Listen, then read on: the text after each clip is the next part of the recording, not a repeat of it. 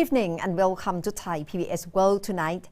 Thailand has been recognized as one of the most successful countries in dealing with COVID-19. But Thai people have been told that we cannot underestimate the situation. The guard has to be kept very high. Thai PBS World tonight, Kun Thep Chai Yong and me talk to Dr. Thanarak Phalitpat, Deputy Director General of Disease Control Department, and ask him his view on the easing of restriction in the third phase and whether Thailand is facing, or what's the possibility of Thailand facing second wave of the outbreak. So today the cabinet decided to extend the state of emergency for another month. But how would you address the concerns by many people who don't see this thing the way that the government does, that they don't believe that the extension of the state of emergency is necessary?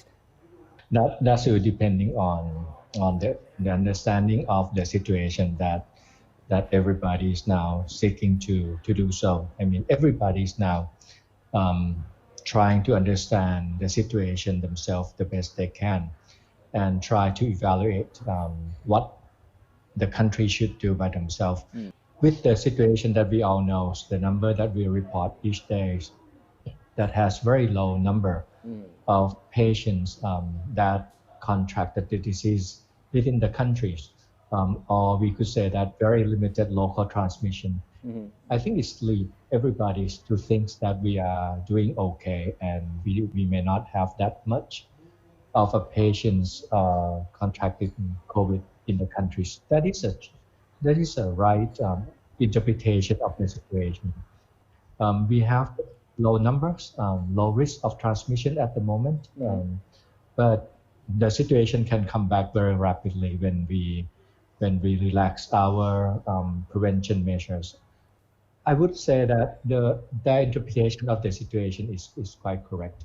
But just to remind everyone that when we see other countries doing their business and some of the countries, even they have a very small number of the cases, there's one phase that I would like to say, there is no country open completely. They're still very cautious about the situation, just like what we do today in Thailand. So what would be your advice, or what is your take right now? Because the Ministry of Tourism and Sport have proposed that the government should allow inter-provincial travel probably very soon in the next 2 weeks.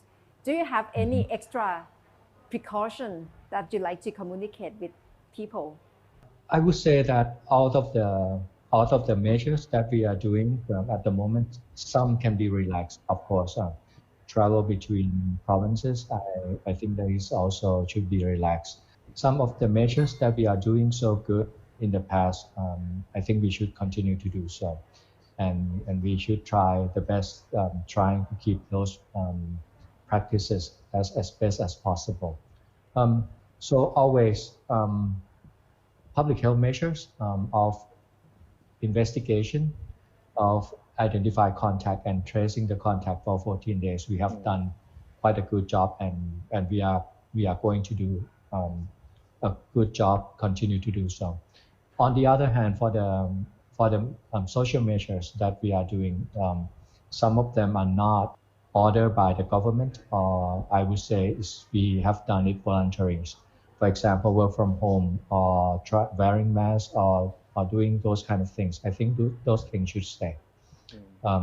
Some other things that really lax, and some of the rules that we set up to make every places have to have a lower risk of transmission. I think everybody should try to stick with that.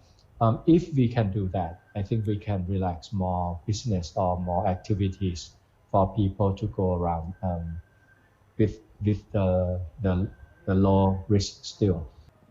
So those high risk groups still have to be closed, like the boxing stadiums or the sports activity would be coming as the last on the list to be reopened. Yes, and I mean other activity that's that based on similar rules. For example, the gathering of the large number of people that should be also prohibited as well. The places like, for example, nightclub, that would need some measures to make it safer than it used to be. I believe that when we are looking forward, everybody should kind of help each other by coming up and not just talk about open or reopen. But I think what we should think instead was that how to reopen it safely. If we can come up with those kind of plan, I think it should be we can move the agenda forward easier than just mention that we should open it.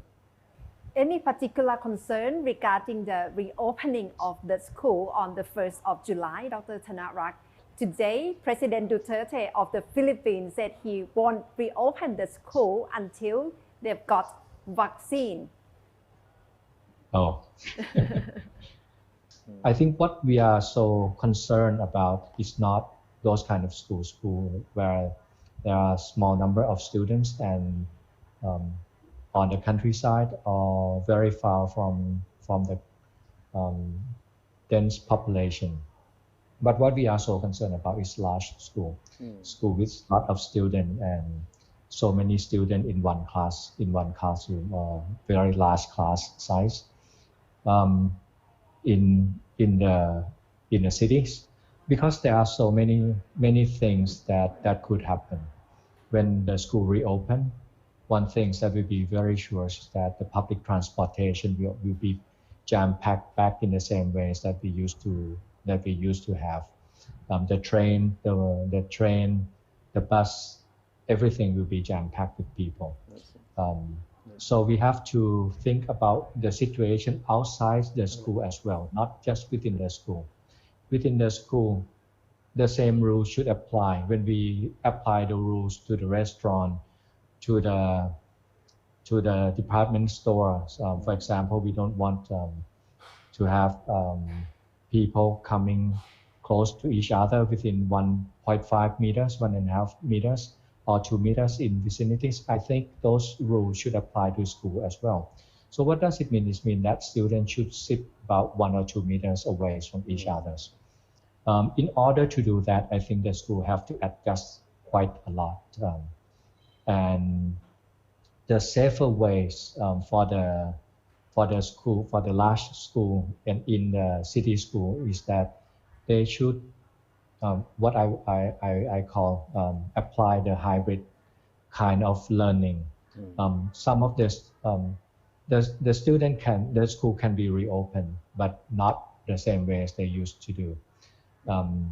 They have some students have to study both at school and both from home. I mean that probably students can come to school not 5 days, but probably around 1 to 3 days, depending on the capacity of the school to have a long distance learning or online learning for the student.